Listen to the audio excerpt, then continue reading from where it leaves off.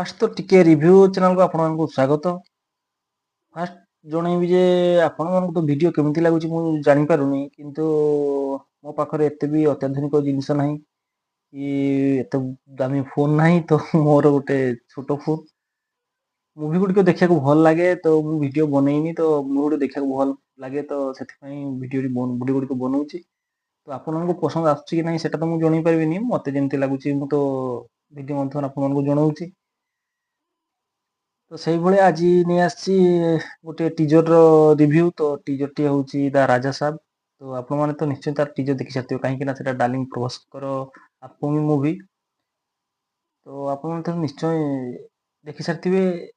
ଆଉ ଗୋଟେ ଧମଦାର ଖବର ଦେଇ ଆସୁଛି ଯେ ଆଜି ପ୍ରାୟ ରାମାୟଣ ମୁଭି ଆପଣ ଜାଣିଥିବେ, ଯୋଉ ନିତେଶ ତିୱାରୀଙ୍କର ୟଶ ଅଛନ୍ତି ଏବଂ ଆଉ ଜାଣିଥିବେ ରଣବୀର କାପୁର, ସାଇ ପଲ୍ଲବୀ ଏମାନେ ଅଛନ୍ତି। ତ ତାର ଆଜି ଗୋଟେ ଟିଜର ଆସିବାର ଅଛି, ଦେଖାଯାଉ ଯଦି ଆସିଗଲା ତ ତାର ରିଭ୍ୟୁ ନେଇ ଆସିବି।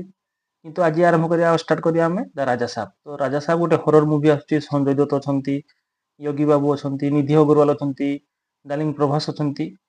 ତ ପ୍ରଭାସଙ୍କର ବିଷୟରେ କଣ କହିବି, ସେ ତ ଗୋଟେ ନୂଆ ଅବତାର ତାଙ୍କର, ମାନେ କହିତେ ଗଲେ ହରର ମୁଭି ଏଟା ଫାଷ୍ଟ। ଆପଣ ତ ଏତେ ପର୍ଯ୍ୟନ୍ତ ହରର ମୁଭି ଦେଖିନଥିବେ, ଏଟା ହରର ମୁଭି ତାଙ୍କର ଆସୁଛି ଏବଂ ବିଗେଷ୍ଟ ହରର ମୁଭି, ମାନେ ତାଙ୍କର ଯୋଉ ଅଛନ୍ତି ଡାଇରେକ୍ଟର ମାନେ ଇଏ କରୁଛନ୍ତି, ପ୍ରଡ୍ୟୁସର ସେମାନେ କହୁଛନ୍ତି ଏଟା ବିଗେଷ୍ଟ ହରର ମୁଭି। ତ ଦେଖିବା କଣ ହଉଛି। କିନ୍ତୁ ଯେମିତି ରାଧେଶ୍ୟାମ ବିଗେଷ୍ଟ ଲଭ ଷ୍ଟୋରି ଥିଲା, ସେଇଭଳିଆ ଯଦି ନ ହୁଏ ତ ଭଲ କଥା। କିନ୍ତୁ ପ୍ରଭାସଙ୍କର ଆପଣ ମୁଭି ଦେଖିଛନ୍ତି, ଡାର୍ଲିଂ ମୁଭି ଦେଖିଛନ୍ତି କି ନାଇଁ ଜାଣିନି। ତ କାଜଲ ଅଗ୍ରୱାଲଙ୍କ ସହିତ ଯୋଉ ମୁଭି ତାଙ୍କର ଅଛି ଡାର୍ଲିଂ, ତ ତାକୁ ସେଇ କ୍ୟାରେକ୍ଟରରେ ଦେଖିବାକୁ ବହୁତ ଭଲ ଲାଗୁଛି। ମାନେ ସେ ଏବେ ଏଇ ମୁଭିରେ ସେଇ କ୍ୟାରେକ୍ଟର ଅଛନ୍ତି ଭଳିଆ ଜଣା ପଡୁଛି। ତ ଯଦି ବହିଟି ମାନେ ଡିସେମ୍ବର ମାସକୁ ରିଲିଜ ହଉଛି, ଯଦି ବହିଟି ଭଲ ହେଲା ତ ଏ ତ କଲେକ୍ସନ ହେଭି କରିବ। ବହି ଭଲ ନହେଲେ ବି ସେ କଲେକ୍ସନ କରିବ, କାହିଁକି ନା ଏଥିରେ ପ୍ରଭାସ ଅଛନ୍ତି ମାନେ କଲେକ୍ସନ ଟା ତ ସୁନିଶ୍ଚିତ। ଆଉ ଯଦି ବହି ଭଲ ହେଲା ତାହେଲେ ତ ଆପଣ କଣ କହିବି, କମେଣ୍ଟ ମାନେ କଲେକ୍ସନ ମାନେ ଛପର ଫାଡ଼ କଲେକ୍ସନ ହବ। ଆଉ ଏଥିରେ ତ ଯୋଉ ଭିଲିଆନ କରୁଛନ୍ତି ସଞ୍ଜୟ ଦତ୍ତ, ଏବେ ତ ସାଉଥ ମୁଭିରେ ମାକ୍ସିମମ୍ ସଞ୍ଜୟ ଦତ୍ତ ରହୁଛନ୍ତି, ମାନେ ଭିଲିଆନ ମାନେ ମାକ୍ସିମମ୍ ମୁଭିରେ ସେ ରହୁଛନ୍ତି। କିନ୍ତୁ ତାଙ୍କୁ ଟିକେ ହରର ମାନେ ତାକୁ ଭୂତ ବନେଇଛନ୍ତି ଏ ମୁଭିରେ। ତ ବାକି ସେଇଟା ଦେଖିବା କଣ ହଉଛି।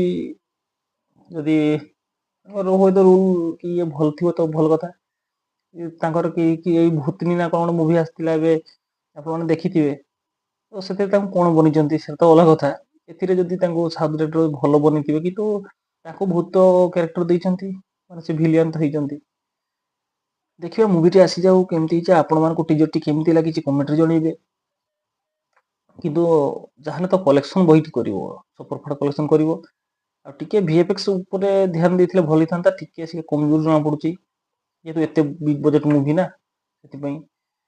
ଆଉ ନର୍ମାଲ ମୁଭି ହେଇଥିଲେ କିଛି ଜଣା ନଥିଲା, କିନ୍ତୁ କାହିଁକିନା ପ୍ରଭାସଙ୍କର ମୁଭି ପୁଣି ବିଗ ବଜେଟ ମୁଭି, ତ ଏଥିରେ ଟିକେ ଇଏ ରହିଲେ ଜଣା ପଡିବ। ଯଦି ଭିଡିଓଟି ଭଲ ଲାଗୁଛି ତ ଚ୍ୟାନେଲକୁ ସବସ୍କ୍ରାଇବ କରି ପାଖରେ ଥିବା ବେଲ ଆଇକନକୁ ଦେବେ।